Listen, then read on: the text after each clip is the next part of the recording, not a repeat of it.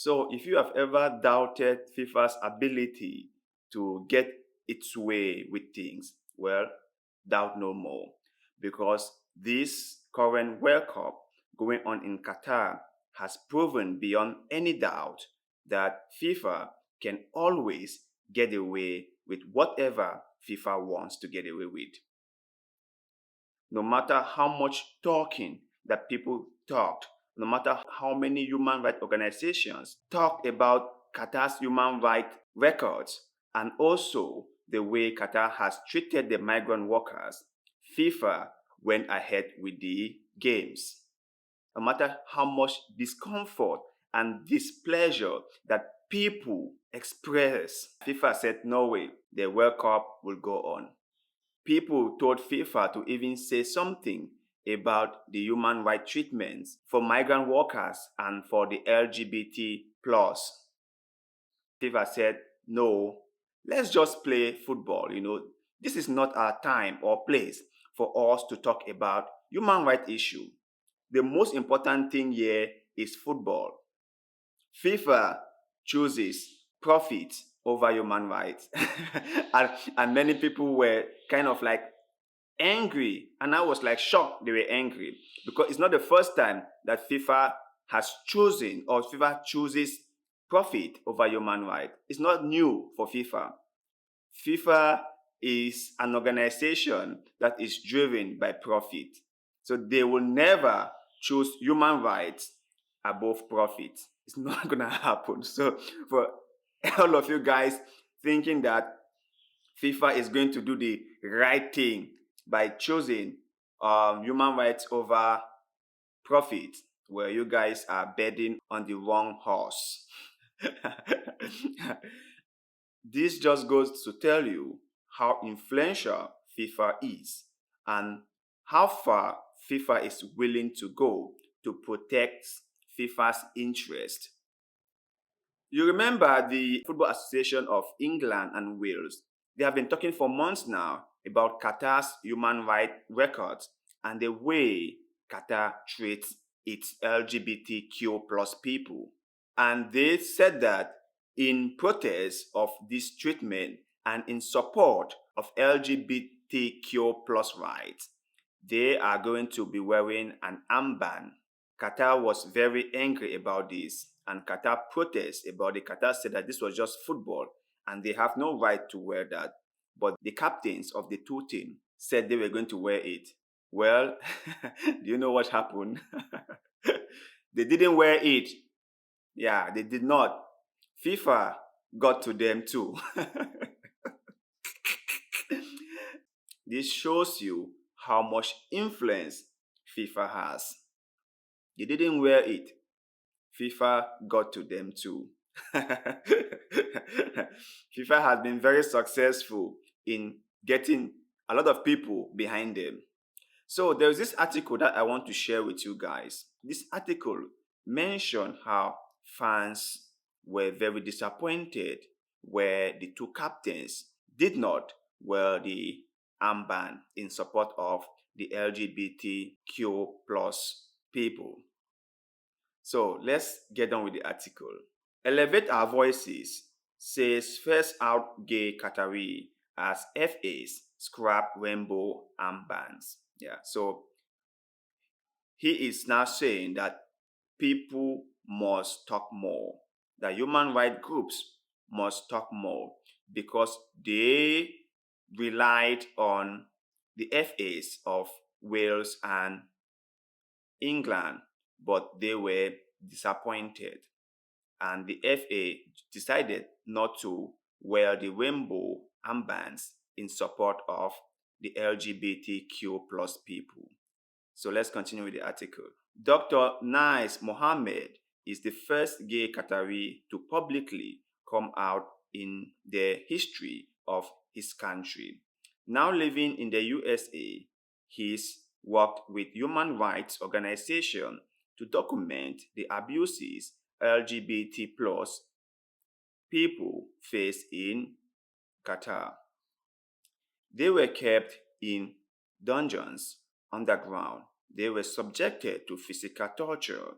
They were verbally abused as well, and then subjected to conversion practices. The transgender individuals were subjected to forced genital inspections. This was all done at the hands of Qatari authorities, who Dr. Nye says have permission to operate as an unhinged mafia due to the criminalization of LGBT plus people in Qatar. They invade people's homes, they spy on people, they infiltrate dating apps, and then they don't arrest, they frankly kidnap people. So Dr. Nice is saying that the Qatari authorities are doing terrible things to LGBT plus people, all in the name of getting rid of them. There is a list of things that have been documented that people have come out to share their ordeal and to talk about what they went through in the hands of the Qatari government. The details are upsetting, but not the worst that has happened. In order to protect the identities of those sharing what happened to them, these are just the experiences of LGBT plus people that are so widespread. It would be impossible to identify an individual from them. Qatar criminalizes same-sex relationship, and an official for the World Cup told a German broadcaster that being LGBT plus is damage to the mind. Amid aquarius of criticism against this year's FIFA Men's World Cup, Dr. Nice is asking for that anger be channeled into actionable, meaningful change. Elevate our voices, bring visibility to this, and putting the problem in front of you with evidence. Use your platform to give us visibility. He's calling on people to join the Pride Morons, an LGBT plus supporters group for Qatar's national team. His word come after footballing association across Europe backed down on one of the few notes to protest made against Qatari's treatment of LGBT plus people. Yeah, this is a place that got me laughing when I saw this article, right? All along before the World Cup, many teams in Europe have been making promises to stand for LGBT plus people in Qatar because they have heard or they have seen evidence of the way the LGBT plus people in Qatar are being treated by the Qatari government. So they have said that they will stand with them and they will protest and they will use current World Cup in Qatar to protest and they will wear a rainbow armband to show their support for LGBT plus people. Well, guess what? They did not. they did not. They did not. They did not pull along with it. What happened? Well, FIFA got to them. FIFA got to them. So let's continue. The English FA, the World FA, and the FAs of four other nations said they would ask their captains not to wear the armband amid a threat from FIFA of yellow cards. So FIFA threatened them with yellow cards. FIFA said, if you wear the rainbow armband, I am going to give you a yellow card for that. And they were like, no, we don't want it anymore. We don't want the yellow card. It's too damaging for us. So we rather not just wear the rainbow armband altogether. But then, weren't they protesting? Well, protesting always comes with something in return. When you are protesting, be prepared to receive something in return or be prepared for the backlash, right? So you cannot just say you will protest, then when you hear the punishment for protesting, you back down. This is a really, really big shock. And I really feel bad for the teams, the FAs, and for the world as a whole because When they started this thing, everyone thought they were going to pull through with it, right? They were going to protest, they were going to do what they said they would do. But to everyone's surprise, they are now backing down. What a shame, you know. But let's continue. Fan group and activists have slammed the last minute decision, saying it has shown the FIFA's true colors. Yeah, FIFA always get its way with everything. Some FAs have made more substantial concrete commitment. The Irish Football Association has agreed to back calls for a compensation scheme for exploited migrant workers in Qatar, while Australia's football made a number of commitments in a video message ahead of the tournament. It is these types of actions, Amnesty International says, that need to be amplified. It is not too late for them to make strong, significant statements, says Chief Executive of Amnesty International UK. Don't just look for symbols. Don't just wear armbands. Don't just have some rainbows colors and hope that's enough.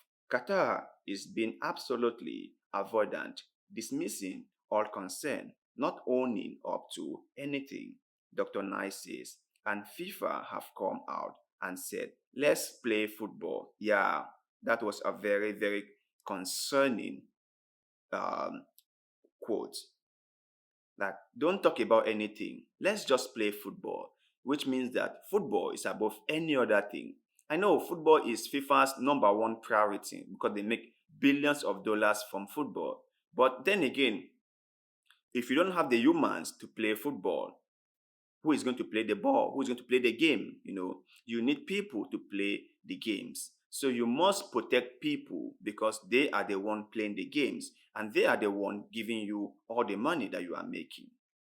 So if you do not care about people, then I don't think that this kind of thing or this game will go on for a while. Because if you realize recently, FIFA has come under a lot of fire from people who have realized that FIFA just care about making billions. FIFA doesn't care about who get hurt in the process of FIFA making its billions.